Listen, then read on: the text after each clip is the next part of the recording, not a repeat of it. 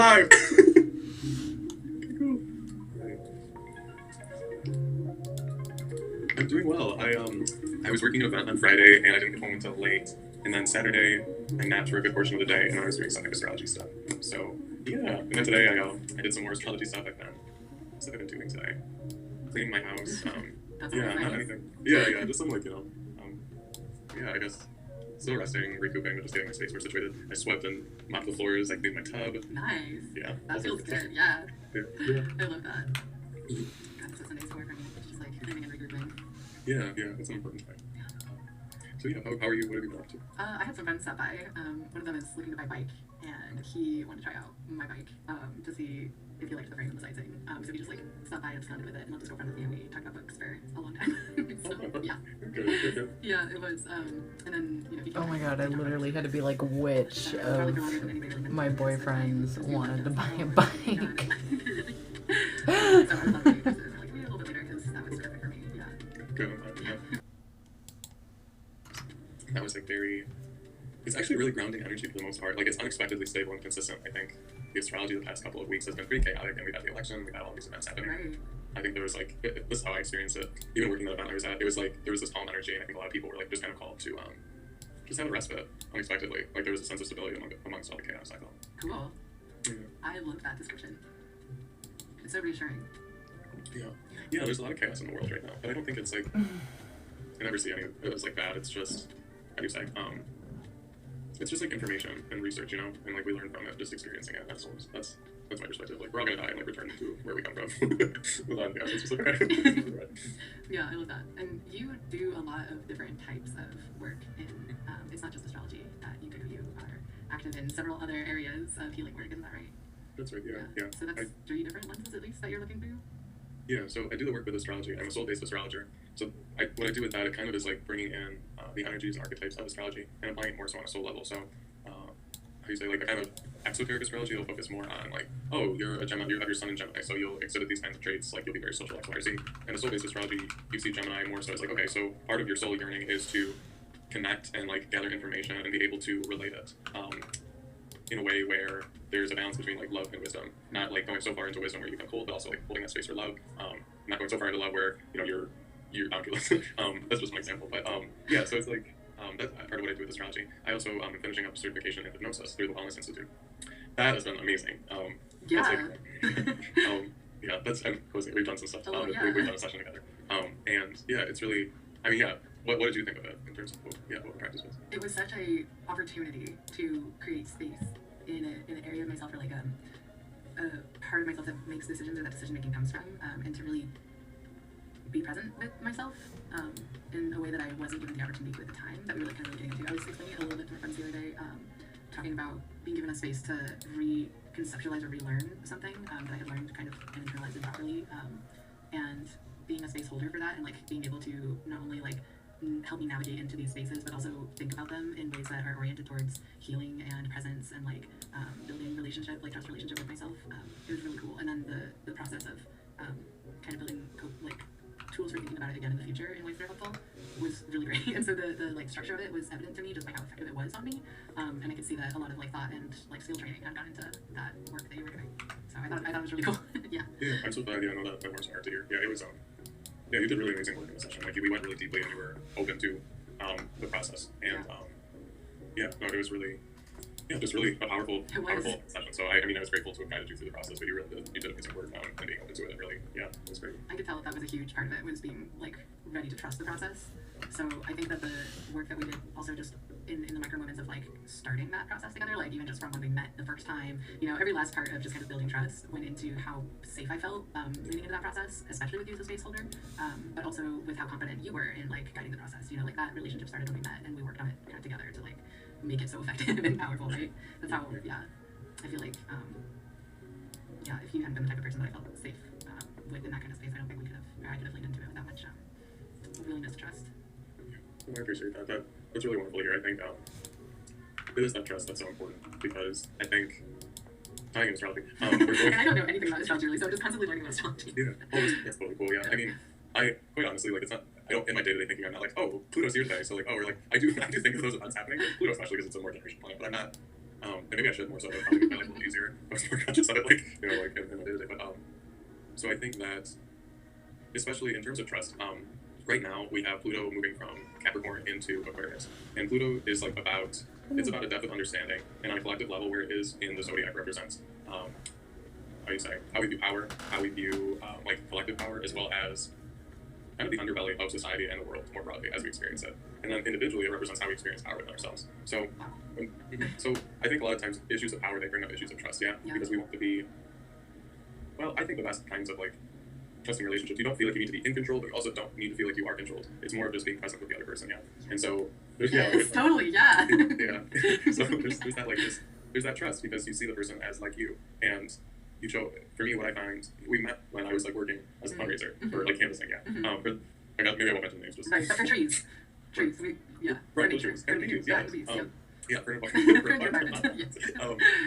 I think one of the things I learned through that was like building trust with other people. It comes through showing other people that you're similar to them and that you're like them. And I think you do that by liking other people. Because when you show because when you show other people that they're likable, they like themselves, and if you're able to see that in other people, they will see qualities of themselves in you as well that they like, and we like what's similar to us, right? Yeah. On a psychological. But anyways, back to like Pluto and trust. So like when it's moving from Capricorn, which is very boundary, it's more like in these past, it went into Capricorn in 2008, so it's been there for about 16 years. We had this housing crisis, or how you say, well, yeah, as a result of like mortgages were really just like approved very quickly, but when Pluto went into Capricorn for Sagittarius, there's more of like this like, oh my gosh, wait, like people can't actually pay their mortgages, like why do we approve these? Like what's going on? So there's like this, like just the housing market was just like crap. But then as we transited through Capricorn, we started to lose trust in a lot of like authority figures that we've seen, because that underbelly of like the ultra wealthy or the people that are just kind of like hold authority in our systems and in our society. Capricorn is the builder of society. With Pluto transiting through, it's like all that darkness kind of came to the light, and we started to see where corruption is present. And that's not only in politics and like the economic realm, but also in entertainment. We see all these things coming up about, you know, these child abusers, to put it lightly. You know, it's like, oh my god. and other some political like this, I've seen this for years. Like you guys are just coming up and saying, oh, sure. But yeah, it's just like on a collective sense, all that people who hold authority are kind of being brought to the light, and the corruption is brought to light. When it goes into Aquarius, which is actually going into Aquarius solidly on the 19th, we start to understand and find power in our collective, connective relationship with humanity. And there's power, and there's power in uniqueness and also acceptance of other people's uniqueness. It's almost, I talked about this like a little bit in the post, but it's like everyone who has unique perspectives, there's more of a ability to hold space and find value in that uniqueness. And without necessarily losing our own ideas or our individuality, but it's almost like we're specialized cells in a body, and we recognize the importance of all those specialized cells. And so we're able to work as kin, as the whole human system, to create greater health in our world. I love that. That's a lot, but yeah, that's I love yeah. that. Like we're all cells in a larger organism. Yeah. We are, yeah. Oh, and what a healthy way to think of it too. Yeah. Sure. Wow, and then dance. Tell me just at least a little bit about how you incorporate dancing and your relationship with dance into this world. Yeah, for sure. Yeah, I guess so dance, to me, similar to hypnosis, it really calls us to get into our bodies and really tap into the subconscious. I think in what I've learned and in my like perspective, we hold a lot of like, as they say, the body keeps the score, right? So we hold a lot of our stuff in our body, and through hypnosis, through dance, we're opening up the subconscious mind and allowing our body to speak. Dance for me has always been a very healing process, and it's a form of communication. So if I'm like, when I'm just improv dancing, say, and I'm like, if I'm clutching my hands a lot, or like, there's like this, like retraction almost.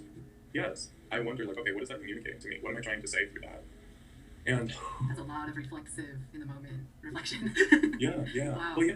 It's and I think that's the power of it, because it is, like you said, it's in the moment. Right. We can't do anything other than in the moment. You know, we can have all these plans, but we only take action and exist in the moment. So when I'm doing these things, I'm like, okay, what does that communicate? And it is like a ritual. Or if I want to, you know, put myself more in a state of joy, I think, okay, how can I reflect joy in my body and in my movement, or gratitude, or or if I'm doing that, I'm like, oh my god, like I'm trying to be joyful, but I'm like, oh fuck, like I feel like sorry, too much. That's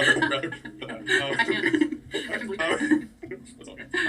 But like I'm like, oh my god, okay, where's that coming from? Right. And so it's like being like expressing that through movement and holding space for it, not seeing it as like something that I need to get rid of, but rather it's something that I can dance with, because it's showing me something about myself or about my experiences that perhaps I haven't been aware of. And so wherever that wound is or wherever that energy is, I just am present with it, and that allows it to fade into path, and it becomes less, I use the word exciting. It's not so much like, oh, the drama, oh my gosh, like this is so sad. It's like, okay, like yeah, that happened. Okay, I can move on from it now. It almost like, as we heal, we kind of get bored with the drama and the trauma. And we're like, yeah, like I can't change that. That happened. Like, well, like, exactly. It's like this sense of like, really, I like, sure, like whatever. Like it doesn't trigger us as much, right? Because it's like, we let it go. And I have this thing. It's like a chapter in our book, but it's not like the whole book. It influences the other chapters, but it doesn't need to lead the narrative. Yeah. So I love that. Yeah. Wow. So, and really, I'm hearing three different like layers to the worldview. Two of them are really focused on embodied, like in moment experiences, and one of them is almost it's a definitive exploration of different relationships of meaning between like self and the world. That's how I'm hearing the way you're describing your practice with astrology. Yeah, no, it's really interesting. I think that I like where you put that. For me, I came upon astrology at a point in my life where I was dancing a lot. I was going to join a ballet company when I was 18, and I was scared, well, shitless. I was like, I have no idea. I don't know who the fuck I am, pardon me. Like, I was like, girl, I don't know what the hell. Like, I had no idea who I was. And the thought of, like, joining this company was terrifying to me. And so, yeah, I was like, I mean, I went to a ballet academy, and I was like, okay, this is what I'm training for, so, like, yeah, let's do it. But, yeah, I think that I came on astrology during that time, and it gave me a deeper understanding of who I am, as well as how I interact with the world in relationships, the certain patterns that I tend to attract. And it was for me, the first and foremost for me, I came upon it as a tool for self-awareness and knowing who I am. Yeah. That's cool, yeah. Yeah, but it does have like this kind of more like, you know, woo-woo thing. I mean, I guess there because they were dancing on this and I practiced that. But yeah, so yeah, I guess astrology, when kind of taken from like a soul level, it is about building more consciousness in your day-to-day life. So when things come up, it's not you're like there's more of an awareness. Like, oh, for example, if you have Saturn, say you have Saturn in 7th house, just a random placement, you might attract partners that are older than you and that you want to be responsible for you. It's I didn't know the stars determined that one. like, well, it's like it's who's to say like, you know, who, but like Right. what's the causation, right? But it's like, okay, you can be more aware of that, and it's not like it locks you into that pattern. I don't see astrology as like a death sentence. It's more like a roadmap. So you can be like, oh, there's a pitfall there that I'm gonna have to be aware of, and sometimes it is a swamp that you have to trudge through, but you can get through the other side. You know what I mean? Yeah. Yeah. So it's just building an awareness of your life, and also like how you create more consciousness through that experience. Yeah. Yeah. I think about ritual a lot when I think about creating consciousness of presence. It's like the visualization. I do a lot of ritual work of like, oh, always doing the same pattern in the same way, but like because I think it's important and, you know, doing it with intentionality and towards like larger goals and that kind of like pragmatic, practical magic sort of thing, I guess. Just like that pragmatic, oh, we're gonna make this a magic spell because it's better that way, to be honest. Yeah. No, I think that's, you know, intelligent work, right? Yeah. Yeah. It is conscious. It's like, you know, we set our energy like towards moving toward the goal, right? We do that in the present, but then we also take steps energetically and physically. I think if both of those aren't aligned, then our goals don't manifest, right? So, yeah. Geez, that's a real one. Yeah. Well, right. Yeah. Wow. I feel like every time my goals have not manifested, it's been due to that sort of this alignment of energy and pragmatic moves. Yeah. I mean, that's kind of the duality of being a human, right? It's like this is like the divine, and then this is like the material aspect, and so like we kind of exist in that midpoint where we recognize on some level that we're infinite, but then like if we're just like inert and sitting in the physical world, like sure we feel a sense of peace, but in my opinion that's like not why we're here. Like we are here to be like bring that divinity across the material plane and like existing within it. And like once we find that sweet spot, it's great. We're like, that's presence. That's like being alive. Totally, that's amazing. What a great way to describe that. And like that is that's a very iconic symbol across so many different cultures, and the way that you describe that could apply to like 5 different spiritual practice like or ideologies that I can think of. Just this like duality of the physical and the metaphysical, and the way that the interaction between them is showing up in your daily life and practices. Sure. I love being able to draw things back to universal like threads and being like, oh, I see this thread across so many places, and just that cross. One of the first things I thought of too was like the meme like compass. You know, it's like the different political compasses. Yeah, but it can be any. Like it's really a meme compass at that point. So that's one of the first thoughts. I was like, oh, that's pretty good at like this 4th dimensional thinking. Yeah, that's so fun. Yeah, but yeah. Wow. Yeah, that's fun. I think I first heard that concept back in 2020. It was during like this kind of electional time. It was right before I was watching.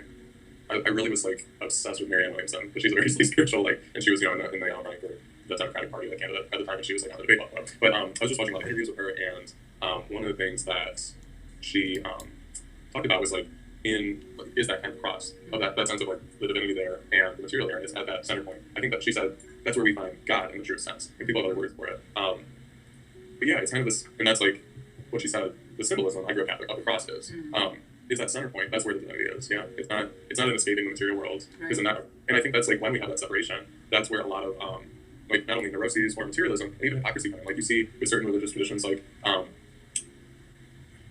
trying to think, but like, you know, in certain like Christian or Catholic traditions, when at certain different times in history, it's been like, oh, you know, renounce the material world, and then you see like the Vatican is so opulent and so full of like, right, and then I mean, there's hypocrisy, right? I mean, hopefully I won't have people trying to whatever. I know, girl, you know, sorry. It's good. I love being called girl. It's fine. Okay. You're like, oh gosh. Every time like a witch group am I angering? Right. Yes. Oh no, but yeah. I mean, you see that like when there is, and that is the hypocrisy. It's like there is no renunciation of either. I think when we try to put one as above the other in this human experience, it doesn't quite work. Because if we're neglecting this material, then we don't, I think, have a full breadth experience of what we're meant to learn as humans, like in kind of transversing space and time in this way. What's the point of being bound to our physical mortality if it's not to learn something from the physical world? Yeah. Exactly. But like, and then also, though, if we like neglect the divinity and it's just material, it's like, well, it just all becomes kind of like meaningless, at least in my perspective. Like, sure, we can have this, like, we can have all these riches materially, and like, it's important that we are like, you know, connected with the material world and we can provide for ourselves in order to meet our purpose and our dreams, right? That looks different for everyone. But if we're just focused on that, there's no spiritual dimension, like, I don't know, things become meaningless. Right. Maybe that's okay. I mean, not beautiful. it's entropy, I guess. Entropy has its own beauty. I do think that, you know, the meaning really has to be created by our interpretation of this world. So I think that there's energy loss in participating in the material world without doing some kind of meaning creation at the same time. You know, it's almost like an energy waste to just be only in this meaningless plane, right? So that interpretation of the physical and giving it meaning through interpreting it, you know, you are going to be giving it meaning through interpreting it no matter what. And in order to engage with it in a way that's useful to you, you usually have to interpret it somehow. So like choosing which how much meaning you are trying to give or doing it with intention can be such just a powerful choice even at that level, to be like, I'm going to intentionally engage with the idea of creating meaning from my actions or like interpreting the world meaningfully. Sure. Yeah. No, I really like that. Yeah. I know, it's a little like rabbit hole-y, but gosh, everything you said just made me think of so many more things that I want to talk about a lot. I have a book as well about this conversation. Like, I mean, did it for it's really like where I'm drawing a lot of the info from. This is called The Money and the Meaning of Life by Jacob Neal. It's really, okay. I think, well, and he agrees, I think, with a lot of the things that what you just said, like, kind of, we as people, like, imbue this world with meaning, like, inherently, this is my understanding, inherently the material world doesn't have meaning. Right. It's almost like we inhabit that meaning from this more, like, infinite space, and we're able to create meaning in this world through it. And so, that's so cool. I'm a little caught up in how much power that really is for like people to give so much meaning, to the world, just seeing it, participating in it. Wow. I know. It's a lot. It always is. Because we can both just go so far into the realm of thinking about these things. Very cool. For sure. Yeah. I do love seeing the notifications on YouTube pop up whenever you post a new video. Because like I said, I don't really think about astrology that much. I've never, if I was choosing a means of self-reflection, it was tarot. Or just journaling. And so those are my two like go-to options. And so astrology kind of was always on my peripheral. And so whenever I see you posting about it, it's the only way that it enters my life. Otherwise, the concept of it does not intrude upon my day-to-day. Like how do you so, you're like, oh, well. It is though. It is because it's the main way that I am being exposed to it. And when I play your videos or when I see the video titles, even just at that level of influence, it's giving me a positive and like ready to learn sort of experience that has been really nice. Just subscribing to your channel, I know that seems like such a minimal thing, right? Like I've barely watched, so I've gone through some of your videos just to be like, oh, what are you about? But as far as like getting the influence, I'm really just seeing your video titles, and it's making a difference in my life. And it's nice to be reminded of alternative perspectives and viewpoints and methodology for self-reflection. It's nice to be reminded that I can always learn new ones and that I can always explore like more depth in the things I think I do know. There's a lot for me that like it's just whenever you post a video, I get a notification and it changes my life slightly in this really sweet way. Yeah. Wow, thank you so much. I appreciate you. My intention is to provide information for people so that they can empower themselves. Yeah, and I think that through my channel, I see it as a mode of like really just to express who I am, and I think sharing that information is part of who I am and why I'm here. And the cool thing about astrology is that while it is like, we're looking at an external thing, it does provide us like a mirror into ourselves in which we can see these things interplaying. And I like not to get too caught up in externalizing. Yeah. I think sometimes in my practice, I have that tendency to be like, okay, like this is happening here this day, and like that's why like X, Y, or Z. Or, like I'm intentional about not seeing it as a gridlock or like a written out fate, if you will. I think that can sometimes get in the way of the living, like we were talking about. Too much like of this, not enough of living in the present, right? And so I think that's part of it is cool to know and to look at, especially like if I'm like, oh my gosh, why am I like feeling a lot? I'll never forget like I called one of my mentors. I was like, I'm just feeling so heavy lately, and like I don't know, there's so much. And she's like, well, if you look at the stars, aren't you an astrologer? And I was like, oh no. Yay. So yeah, you cut off right at the part where she was like, you're an astrologer who hasn't consulted the stars. Oh right, yeah. So I did, and I was like, oh, Pluto is back in Capricorn because it went appears briefly, and then it represses. And on the 19th, it will not be going back to Capricorn like period for the rest of our lifetime. And I was like, oh my god, okay, that's why I'm feeling so happy. I'm like, all right, sure, this makes sense. And I mean, you did. Oh, there you go. Okay, so it can be like this indication that it can set a timetable, especially with transits, as to like certain energies that are coming in, and there can be like this preparation or a sense of opportunity or even challenge. And so, yeah, being able to just use that as a way of finding order in chaos and being like, oh, okay, so for example, Uranus is opposite my moon right now, and Uranus is at like the later degrees, the third decan, if you will, of Taurus. And so I'm like, okay, this is on me to really be revolutionary in how I approach my emotions and healing, and it's bringing up a lot from the surface, from below the surface, for me to like kind of develop a new sense of self through, and just being really clear on who I am and my approach to healing has really been revolutionized lately. Yeah, and so like that's, but it's like, okay, like I'm aware of that, and I can see that, and I can maybe even like put more intention in the present for that. And sometimes I'm just like, it's happening, and I look at it like a month or a year later, and I'm like, oh yeah, that checked out. So what's happening? Yeah, I relate to that too. Yeah. I mean, yeah. So astrology, like, I think of it kind of like, I don't know. There's something that I'm trying to communicate in regards to it. Specifically, like I think of the externalization of like the divine, right? Because I think in like the Judeo-Christian religions, to name, I guess, like three, like, you know, Islam, Christianity, and Judaism, there's this idea of God existing externally. Like, there's a God we pray to. I guess, I grew up Catholic. I still love the spirituality of Catholicism. I don't necessarily align with the church, per se, the Catholic Church. But, like, you know, Catholicism does have the Holy Spirit, which is an extension of God that is set to be with all of us. But, you know, so some religions, there's an external experience of God, yeah. Well, in, say, Eastern religions, it's this idea of, like, for example, being connected with the present moment. And that is divinity. Or that is, like, the most real experience that we have as human beings, is being present. And I find a lot of peace in connecting with that presence and believing that the divine, the truth, reality, is in being present. And there's nothing else that is real. I think it's kind of beautiful. But drawing that back to astrology, I think it's important to be present with the energies reflected, but it's all just energy. We don't have to see these planets as like dictators or dominating us in our lives, but they can be avenues into deeper awareness and understanding. I think it depends on the relationship that we hold with it. And it's interesting also because this is like a maxim for astrologers. People who are more doubtful or dislike astrology or like find it, just like dislike it or are actively like against it, yeah. Some of these people tend to be more locked into their charts. Depends on the level of awareness, right? I'm not saying everyone who dislikes astrology is like unconscious fool. That's not true. But that's hilarious. Locked into their charts, unconscious fool. I'm gonna remember that those doing it. No, I know. Peace and love. That's not what astrology is trying to spread. No. Oh my god. Oh, what a... But it's like if you aren't aware of these things inside of you and you're actively like, oh, you know, that can apply to anyone, like, okay, like, sure, these energies are in everyone, but if you're not seeing with specificity, like... That you have patterns. Yeah, just certain patterns. And, you know, astrology doesn't work for everyone. Not everyone's like, that's not your path, that's okay. Like, it doesn't make sense, or it's not, like, valid, or just some people's truth, and that's okay. I guess the importance is in understanding and seeing who you are, and being aware of who you are.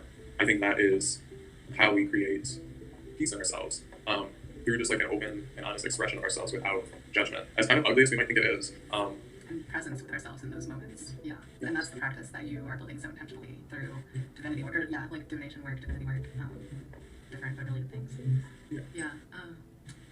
And I'm sorry, I'm still stuck on locked into their charts because it struck me as such a relatable complaint to have of people sometimes, even outside of astrology, right? Like those people are locked into their patterns and they can't see the way their patterns are affecting their lives, or they're locked into, you know, a certain viewpoint or way of thinking and they can't see how directly, you know, their complaint is related to the way of thinking. That like frustration with the unaware or like unrealized aspects of people's like own internal work or self-awareness. Sure. Yeah. No, I mean, in a sense, like, I think this comes to the idea of free will, right? Like how much, it's also been something on my mind recently. There's a clip that I've never seen The Matrix. Oh my god. I saw it. You should see The Matrix. I should. I've heard so many great things about it, but I just haven't, maybe, I don't know, I think, anyway. So Haven't they? Didn't the directors make a second one? Oh, there are like sequels, but I wouldn't mind if they did like a cinematic update to the story and just recast and they redid The Matrix. I don't think it's time yet, but I won't mind when they do it because I think they'll capture a new audience when they do. But anyway, go on. Okay, so this clip in it, it was saying that like I think there's a woman on a bench who had like a piece of candy and she was offering it to the main character. Okay, Nero. Yes. Yeah. Sure. Yeah. That guy. Oh, that good. And I think that she was saying like, do you want a piece of candy? And the main character was like, oh, you already know what I'm going to choose, so why is it like that I really had a choice? And she was saying like, it's not so much the action that you take, but it's, this isn't the exact quote, of course, but it's like what you internally pick up, learn, and perceive through that choice. That's where we have a sense of consciousness and flow. And I thought that was really interesting because I think in my own experience, like I do feel like, and there's certain like I even neuropsychology around this, that when we're deciding on something, we already have a decision made, but it's just like kind of bringing it forth and out, right? And so, and I've experienced this where I'm like, oh, I don't know if I probably should do this, or like, but I've changed my relationship with that, and I say like, it's almost like I say a prayer, where, here, I don't know if you can hear my roommate's cat in the background. I was like, that's me.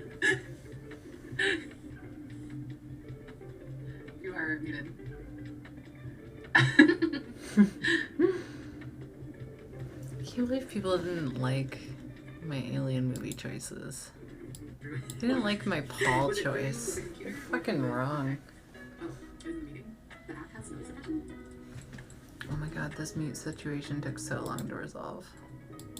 It's not in that external choice that really we perhaps are in control, but it's more so in what we learn from taking the candy and how that informs our next decision. And maybe we don't take the candy next time, and then we learn from that. And like, yeah, that's just kind of where, yeah, that's my opinion. And it's similar like with the astrology charts bringing it back there. Is like, you know, we have these experiences and people can be like, oh, it's because I'm really good. Which got that. But You know.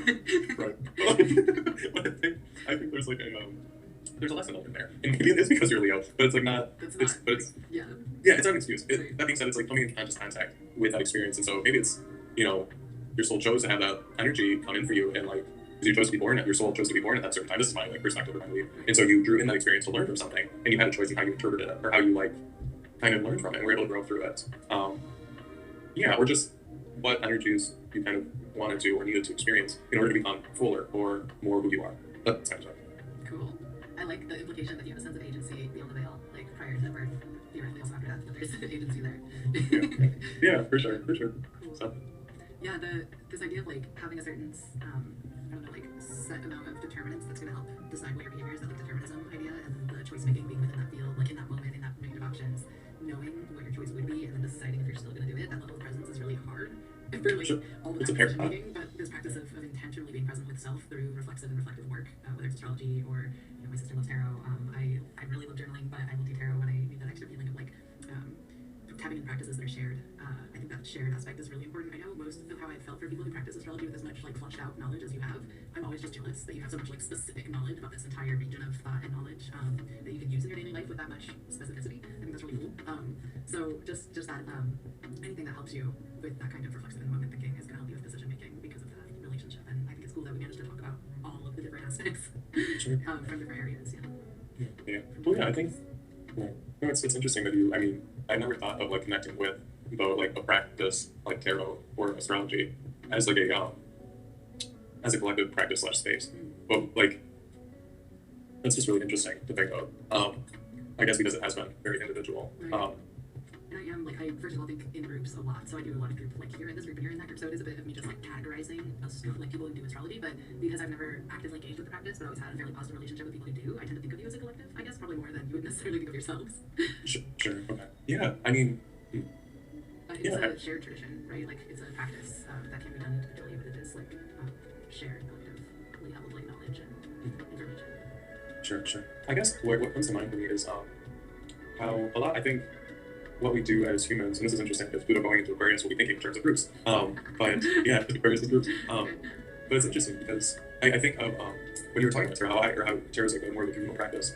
You know, I think of like all the people that do tarot and how there's shared meaning in the cards, but people have their own individual like flavors and style to it. And the same is for astrology. But, you know, I also, and you're talking about journaling as well. I mean, even within that, like there is a shared kind of there's a sharedness to that, for lack of better words, in a way. You know? Yeah, like. Yeah, or even like that people know it as a practice, and it's like right, and like is that good or bad? Like should we label it or like? Yeah, it's just kind of like I've never really. That's a new connection to like a new neural network. I thought like that. So yeah, that's like I love a new neural branch. Right. Something. Yeah. Well, I kind of think. I mean, I would categorize people who do meditation or ecstatic dance like those are the other groups who are engaged in practices for like self-reflection, like anything that helps with self-regulation or self-actualization. I tend to broadly put into together with each other, and I think I put astrology right in there, and therapy. Like all of these things are kind of part of a larger desire for growth. So for me, I'm like, oh, these are just different ways people try to grow and connect with themselves, and so they're paths, I guess. Sure. No, yeah. I think it's just so interesting. You have 3 different specializations in healing, like paths. What I see as healing paths. You have this along the dimensions that have a lot of overlap, but I think it gives you a level of depth that you can speak from healing topics that I don't see a whole lot of people layering in that way. Thank you. I appreciate it.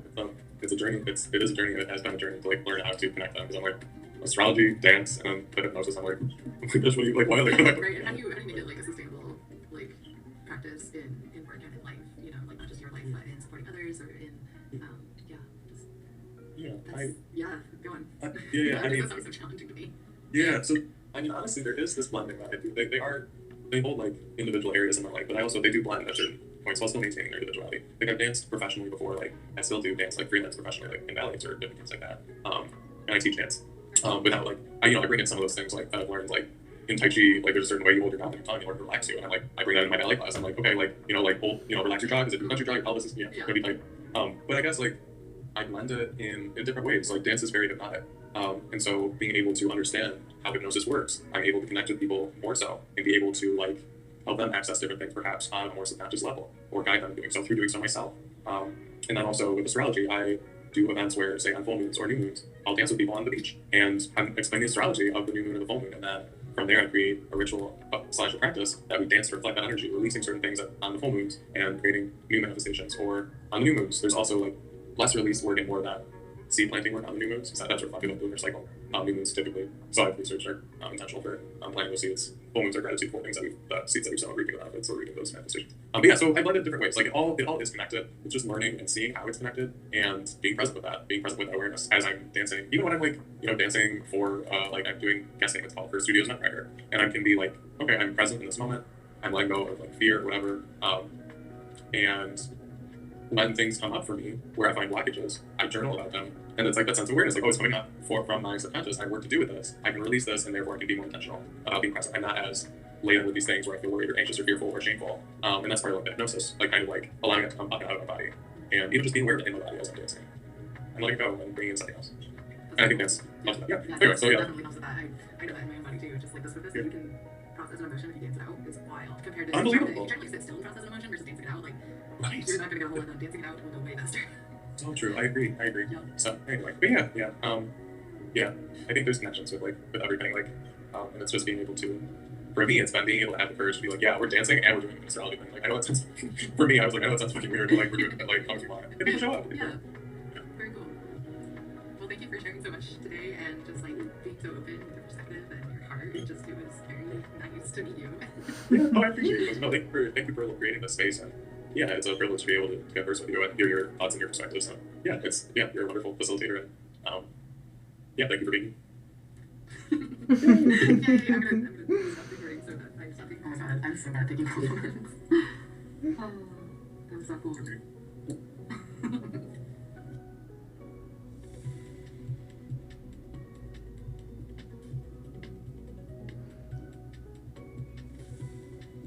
He's got such a good face.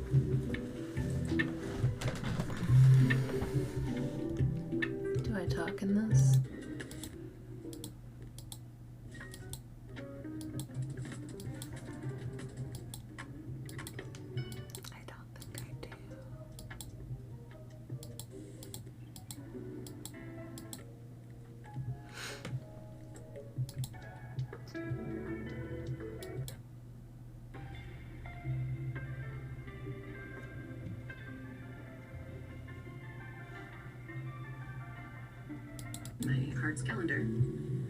Speaking aloud. So now is that time. I always let All Saints Day start it off, since they've been holding the tradition down for a while. I like to feel a little bit sanctified after the... I feel like I spent a lot of the transgender episodes, which are coming out this month, talking from a non-binary perspective. That also doesn't include, I didn't include at all non-binary identities like gender anarchists or people who identify as gender fluid or a variety of other agender gender identities that don't really fall into the framework that I presented. It makes a lot more sense now. You know, they're kind of winging it. It's not a perfect system. Glad to hear it. They don't know what the fuck they're doing either. And of course, elections and holidays have. Interestingly, doesn't seem to have the power this year that I get just walking down the street. And I have to push the little button because I like pushing the little button. Tension, so much tension as everyone felt the weight of all of the psychology involved with what that word triggers, you know. Collectively acknowledged by all those individualist Americans saying, I will come after you for that, but I did not mean to imply that hypochondriac and paranoid. A real, compliment to the institution. All my teachers, all my best mentors, creative topics I find it very useful and I don't give it up. I think a lot of thoughtfulness and consideration to do that in a way that feels good at every step, and I think that's really hard to do, to give really good gender-affirming care to yourself, and learn how to love yourself through such a new phase of self-existence. I think that's deeply difficult and entirely unrecognized, especially for people who transition later in life. You face different challenges, and just the level of self-compassion you really have to be able to are going above and beyond and changing, or going in mind, or gender fluid. Talking from a non-binary perspective, that also doesn't include, I didn't include at all non-binary identities like gender anarchists or people who identify as gender fluid or a variety of other gender identities that don't really fall into the framework that I presented from my own understanding of my gender. And I didn't point out that as much as it is a social construct, there are people who are going above and beyond and changing their biology to match their chosen socially constructed sense of gender identity. I say above and beyond because I tend to think those people as like biohackers. They're going kind of the extra mile. It's extra work. It takes, I think, a lot of thoughtfulness and consideration to do that in a way that feels good at every step. And I think that's really hard to do, to give really good gender-affirming care to yourself, and learn how to love yourself through such a new phase of self-existence. I think that's deeply difficult and entirely unrecognized, especially for people who transition later in life. You face different challenges, and just the level of self-compassion you really have to be able to hold during this process on a consistent basis is much higher than the level of self-compassion I think most people, I don't want to say most people, but cis or heteronormative people feel like they are being called to practice. And I feel that way about marginalized identities in general. In order to move through the world with joy and intentionality and love and life, you are practicing a level of self-compassion much higher than those who don't need to intentionally create a positive understanding of self in order to move through the world, that otherwise would just hate them. So that's one reason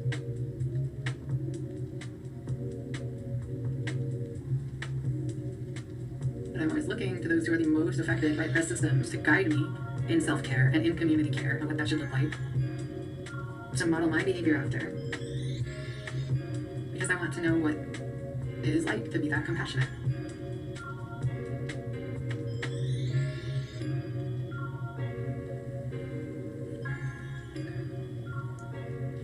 But I'm a huge fan of compassion and care. I keep thinking about that Goth episode and other erotica from that time period and from that particular collection. And just thinking about the themes and kind of more internalizing what it says about how many people I know don't really either have read or seen things like this. Most people, right? What that says about us.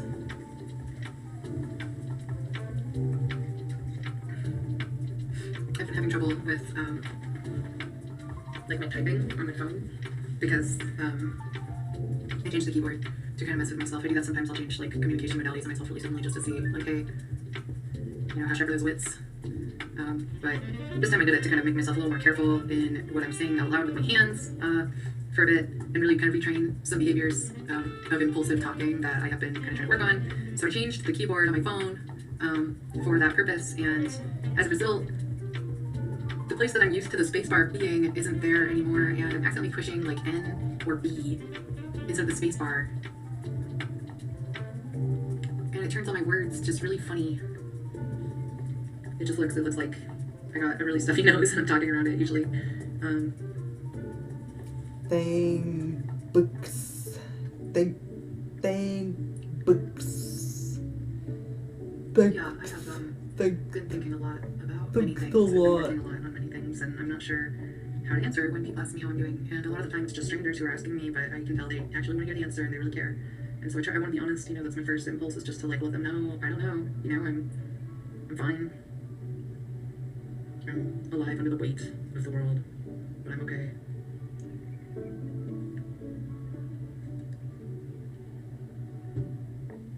This is always a little bit my problem. Being just kind of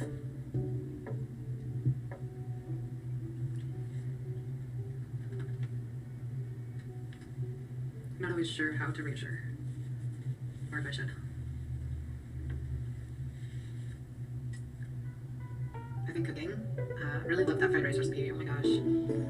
Love eating rice and flour again and sugar. It's been great.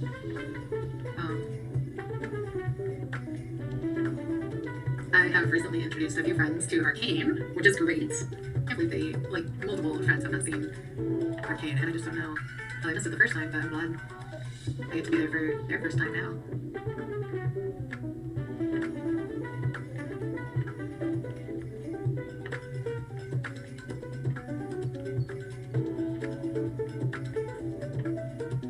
It's fairly cold today, and with the storm coming in, I think it's just gonna get colder. I'm excited. I love storms, and I love going out in storms. It's gotta be one of my favorite things. I had expected to go out this time, but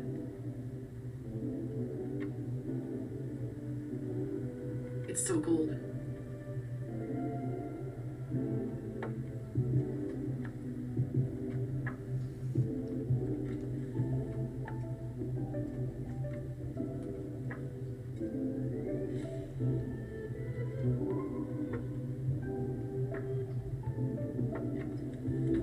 What else? I deleted some of my highest viewed content. RIP. That's really it really is an RIP kind of moment. It was a great video. Perfect minute. Perfect side boob. I've never seen a better side boob. I know that makes me vain.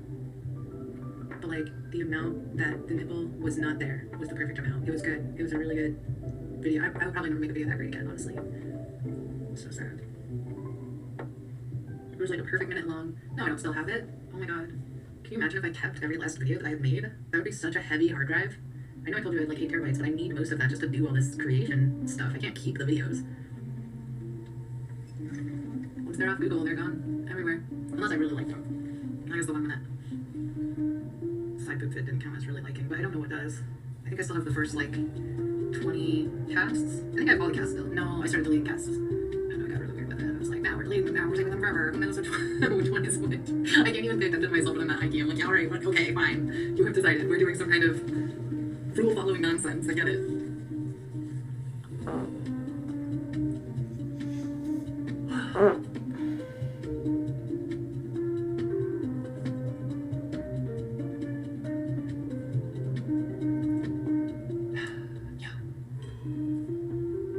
It's strange to wake up every day and to accomplish tasks and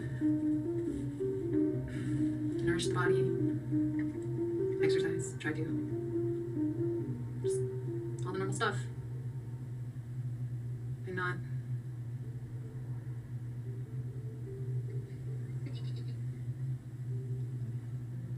I don't know.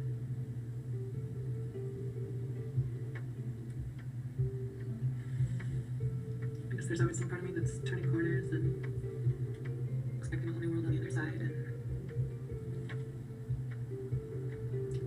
instead I turn corners and the world is the same, but I'm different. And it never stops surprising me.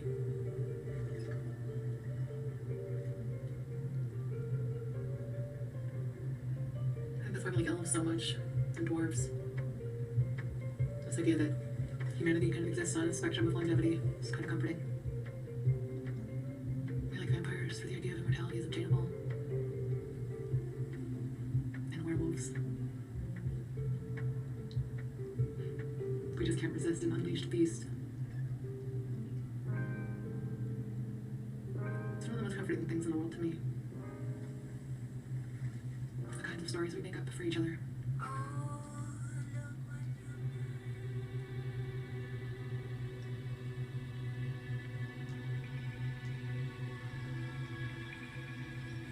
My eye still itches. It's probably psychological though. Power might go out.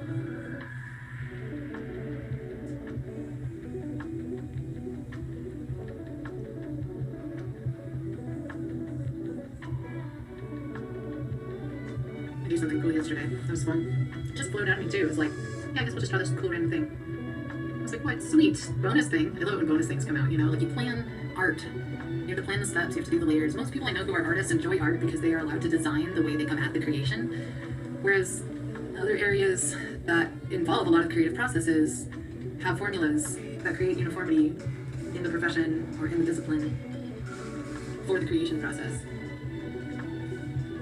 And with some things that's, you know, really required, you have to have order of operations. It's an important thing.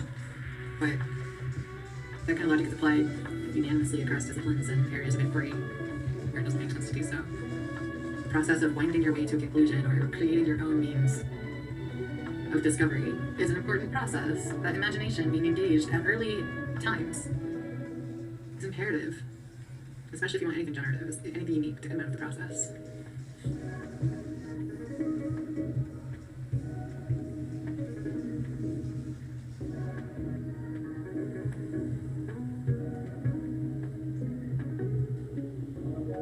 I always kind of saw, I don't know if I can say this.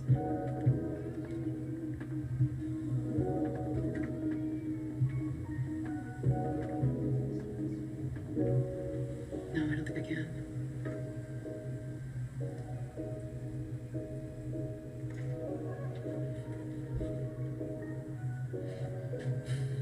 Yeah, criterion matters. What else have we to do? Rush. What was I smiling for? Why did I smile at that guy? Because I'm not smiling for shit. I'm just like, oh, I see you. I'm not gonna invade your space. Like, oh.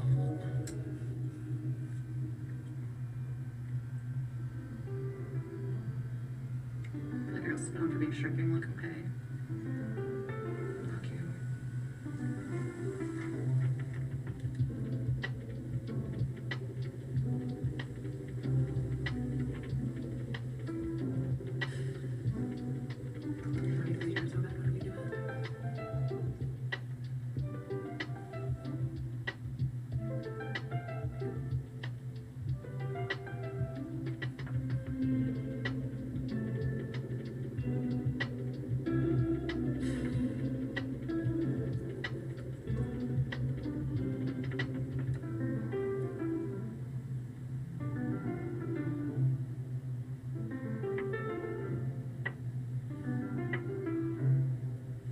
I don't know how to say in response to the how you doings and the are you okay. So I just don't know how to say how happy I am to be here and how grateful and how much I'm quietly cherishing it. It's like I'm fine, but very aware of how not fine I could be right now. I'm fine and very aware of how fragile a human life really is.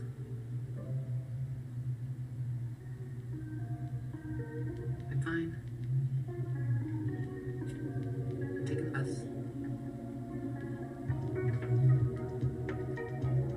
Damn, I was thinking that pull drone song was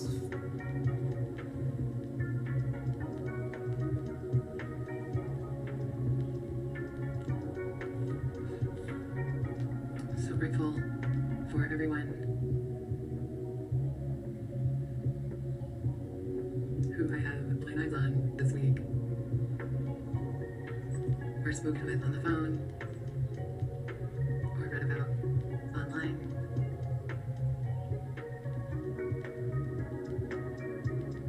You're really doing my heart good. Just being out there, being you.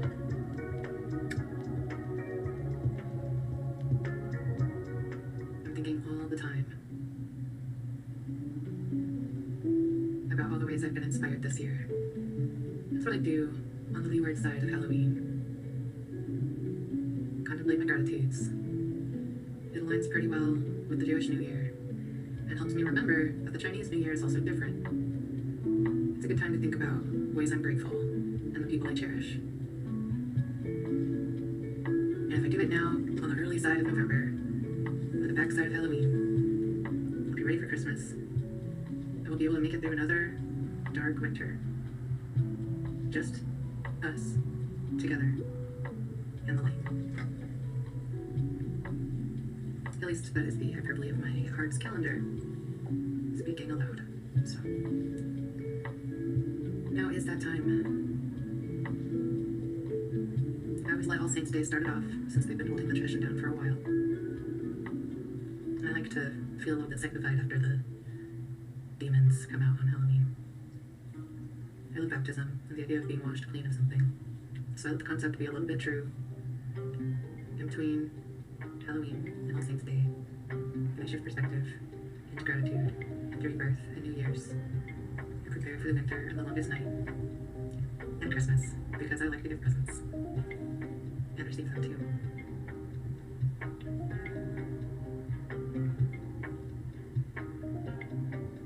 I also like to think about pinching time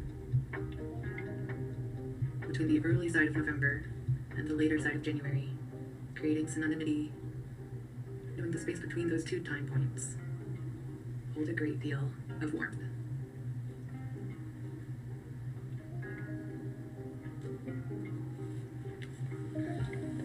But that's enough about me and my silly time calendars.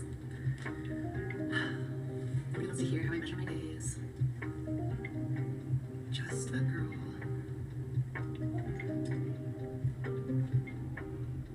I've been thinking a lot about my biohacking trans homies recently.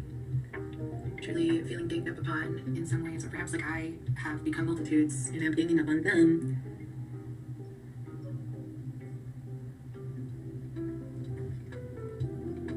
But I can now say with confidence that while I understand gender euphoria and know what it is, I still get way more high referring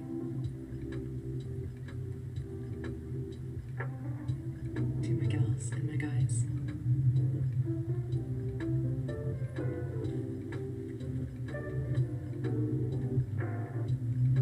Yeah, God, just secondhand euphoria is so much fun. I just love giving euphoria more than I love receiving it. That's all I'm trying to say. Oh my God. Oh my God. Oh, it feels like it should be illegal, the amount that I am doing that. I keep waiting for somebody to be like, you pervert. Oh, yeah, I know, I'm like...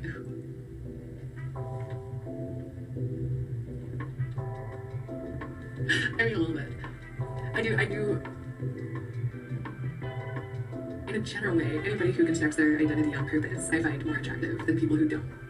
True. What are we talking But about? in the trans community, and the queer community, thanks to the DSM, there is some emotional damage No shit.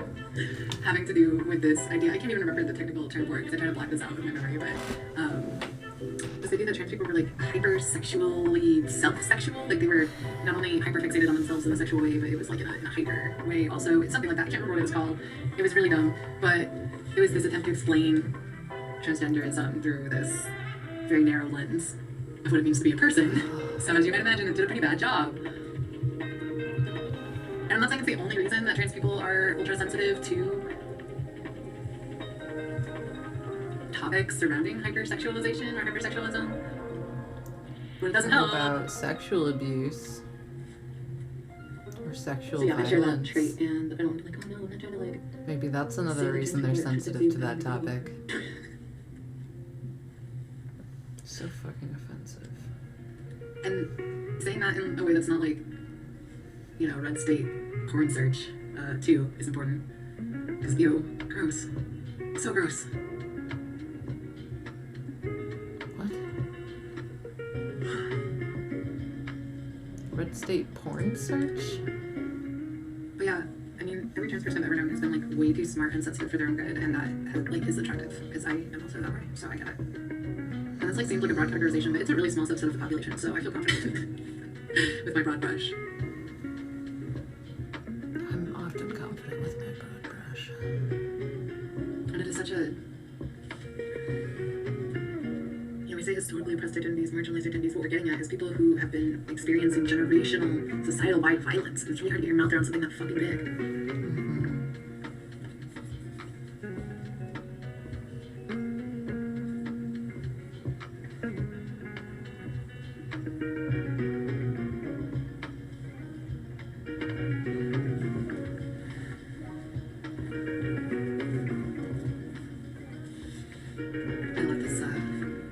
The other day of like a pan woman and a bi woman both saying something like being pan isn't the same as being biphobic, and the bi woman's like being bi isn't the same as being panphobic, and then they make eye contact and then it's kind of like passionately kissing, and I was like, yes, I love this, queer solidarity, jeez, let's go. I was so stoked, it was the best, and it's not like I haven't seen that comic before, but it was nice to see it come across again. And that's one thing I think is making all of us a little nervous that nobody's talking about, is how familiar all memes are.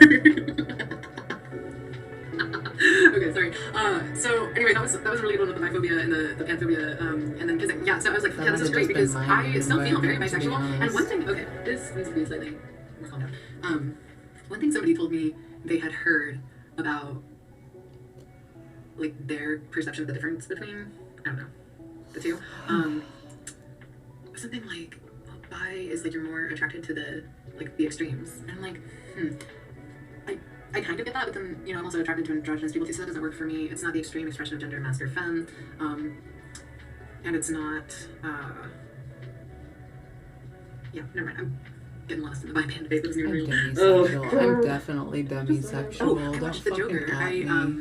I watched Fully I Do, and I didn't know it was a sequel, and so I went and I watched The Joker, which was the first one, and oh my god, I loved it so much more than Fully I Do, and now I love Fully I Do more too. Obviously because demisexual. that was really good. Oh my god. And it was just so poetic. I see why it didn't hit my radar when it came out initially, because that was not the time at the time. But it's good. It's worth a watch. I felt like it humanized and deepened the complexity of the storyline in Gotham in a way that was so enjoyable, and it made the relationship in the second movie have so much more depth and complexity that had been missing from it for me, because I hadn't understood it was a sequel until I was already watching it. Yeah. And I loved the makeup. I loved the makeup. I loved that actor. I loved the scene where he kills the big guy and then he hustled the little guy out. Oh my god. No, his performance on the stand in the second movie was phenomenal. That was my favorite part of that movie, honestly. Yeah, what is his name? Oh no, not the bomb cyclone.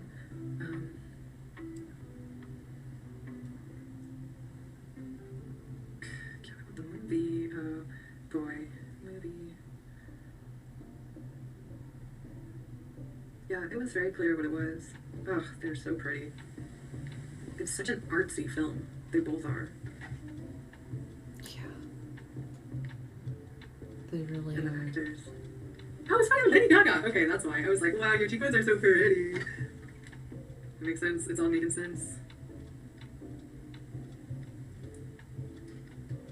Oh shit, how do you say that name? Lee Gill. He's good. No, I like his nose.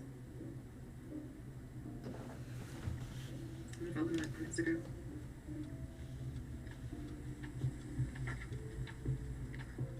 Yeah. That's great news. Alright, this is the last one of the album. Say goodbye to a cosmic latte summer.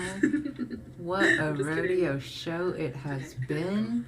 2024 was a wild one, fam. Thanks for sticking with me. As always, I appreciate